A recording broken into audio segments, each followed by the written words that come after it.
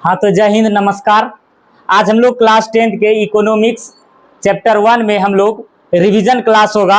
हम लोग इसमें इनसे संबंधित जो महत्वपूर्ण ऑब्जेक्टिव पूरे सीरीज में आएगा, इसको हम लोग बारे में हम लोग पढ़ेंगे। और इस सीरीज में हम लोग PYQ यानी कि पिछले वर्ष के पूछे गए प्रश्न सहित इसको हम लोग इसमें हम लोग पढ़ेंगे।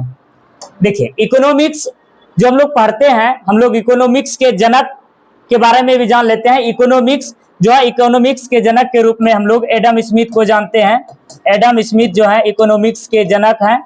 इकोनॉमिक्स हमारे क्लास के लिए बहुत ज्यादा इंपॉर्टेंस होता है और ये करीबन 12 से 14 अंक देता है इकोनॉमिक्स, सब्जेक्टिव में और ऑब्जेक्टिव में भी इस तरह से देता है ये।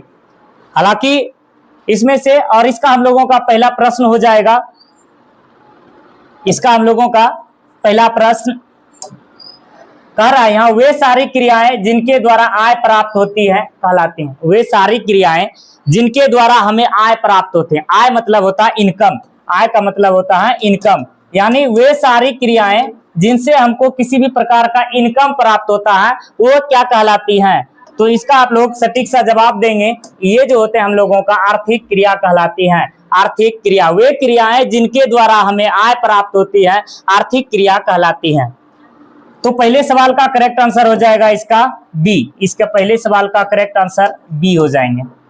दूसरा सवाल हम लोगों का, ऐसा तंत्र या ढांचा जिसके अंतर्गत विभिन्न प्रकार की क्रियाएं संपादित किया जाता है कहलाती है। कहता है वे ऐसा तंत्र या ढांचा, ऐसा तंत्र या ढांचा जिसके अंतर्गत विभिन्न प्रकार की क्रियाएं, मतलब कि एक से अधिक क्रियाएं संपादित किया जाता है कहलाती हैं। क्या कहलाती हैं? क्या आर्थिक क्रिया कहलाते हैं, क्या अर्थव्यवस्था कहलाते हैं, क्या समाजवादी कहलाते हैं, या इनमें से सभी कहलाते हैं? तो क्या कहलाते हैं? इसका जो करेक्ट आंसर होगा अर्थव्यवस्था कहलाते हैं। अर्थव्यवस्था, क्योंकि अर्थव्यवस्था का परिभाषा ही है ऐसा तंत्र या ढांचा। अर्थव्यवस्था जो है ऐसा तंत्र या ढांचा है जिसके अंतर्गत विभिन्न प्रकार की क्रियाएं संपादित किया जाता है, अर्थव्यवस्था कहलाती हैं। अर्थव्यवस्था कहलाती हैं। तो दूसरे नंबर का सटीक आंसर हो जाएगा बी। दूसरा का हो जाएगा बी। तो हम लोगों का अगला सवाल है, अगला प्रश्न है, आधुनिक अर्थशास्त्र के जनक किसको कहा जाता है?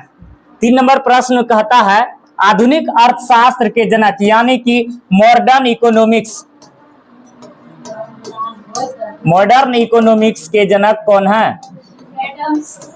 इसका क्या एडम स्मिथ हो जाएंगे, क्या गोल्डस्टीन हो जाएंगे, या मार्शल हो जाएंगे, या रॉबर्ट ब्राउन हो जाएंगे? बताइए इसका करेक्ट आंसर क्या होगा। आधुनिक अर्थशास्त्र के जनक किसको कहा जाता है? आधुनिक अर्थशास्त्र के जनक जो होते हैं एडम स्मिथ कहते हैं। किसको कहते हैं? आधुनिक अर्थशास्त्र के जनक किसको कहते हैं? एडम स्मिथ को कहते हैं। आधुनिक अर्थशास्त्र के जनक किसको कहते हैं?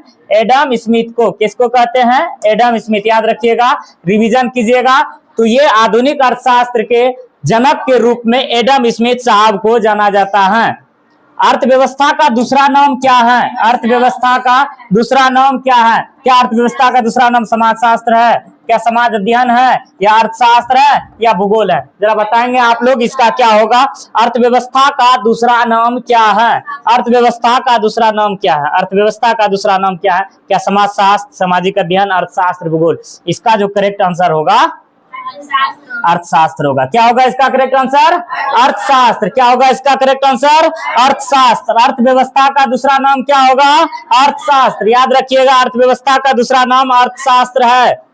फिर तीसरा प्रश्न है, यानी 5वें प्रश्न में, अर्थव्यवस्था जिसको हम लोग अर्थशास्त्र कहते हैं, ये शब्द जो पहली बार किसने प्रयोग किया था? हम लोग जो ये इकोनॉमिक्स पढ़ते हैं, इकोनॉमिक्स यानी कि अर्थशास्त्र जो हम लोग पढ़ते हैं, ये शब्द पहली बार किसने अपने जीवन में प्रयोग किया था?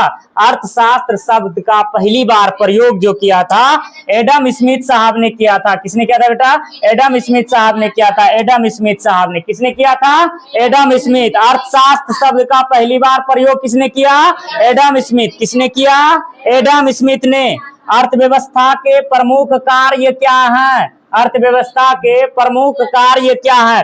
क्या रोजगार का अवसर है, क्या विकास आवश्यकताओं की पूर्ति है, या वस्तुओं या सेवाओं का उत्पादन, या इनमें से सभी हैं? जरा बताइए आप लोग, क्या अर्थव्यवस्था के प्रमुख कार्य हैं?